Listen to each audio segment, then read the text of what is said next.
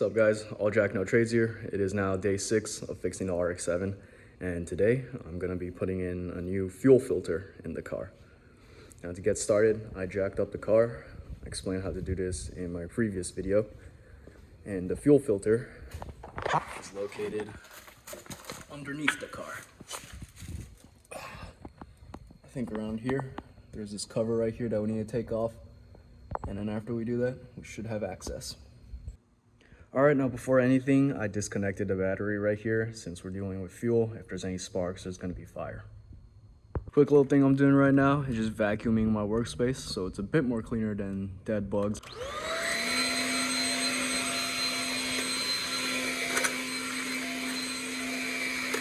To get to the fuel filter, is first you gotta remove this plate right here with a little 10mm ratchet socket, and it's gonna be right there. That little cylinder thing right there, that's the fuel filter that we gotta get to. Again, I am using a 10mm to remove these two right here. I'm not sure if they're called nuts or bolts. I still need to figure that out, but I think this is the enclosure for the fuel filter. So to replace it, I need to get it out first. Now I got the fuel filter right here.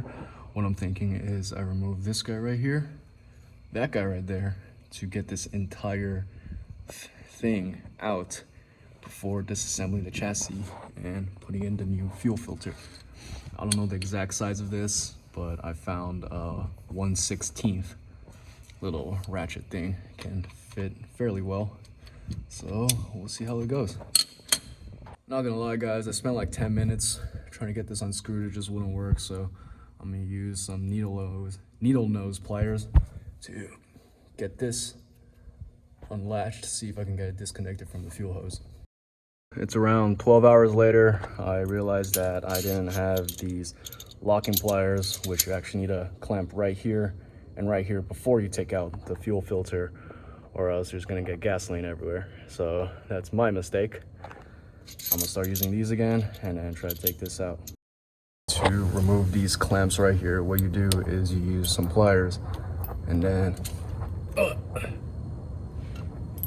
squeeze it and move it up. So after you get the clamp out the way on both sides, you can take this part out. Now I put these locking pliers right here and I'm gonna just try to get this entire fuel filter out. Obviously there's gonna still be some gasoline, but it's okay. All right guys, so I just got out the fuel filter.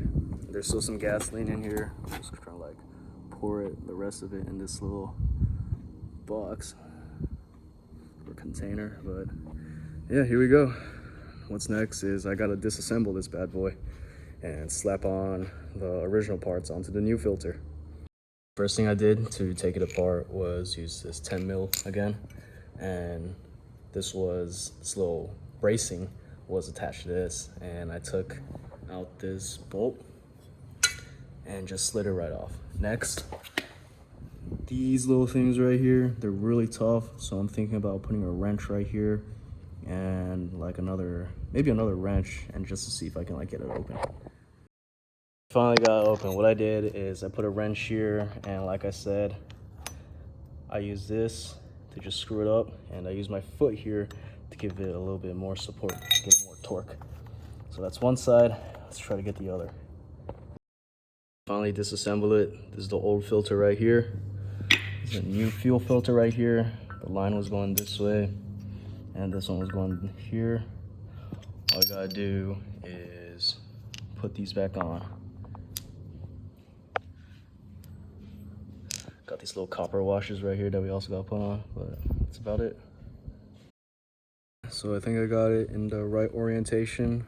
You can see here, I kind of bent the filter while I was tightening the nut or bolt on top, but I think it should be fine. I just put on the fuel filter, like the metal lines connected to the fuel hoses. All I gotta do now is just put the 10mm bolts and screw it back on. I just put on the two 10mm right here, and we just replaced our fuel filter. Thank you so much. I'll see you in the next one.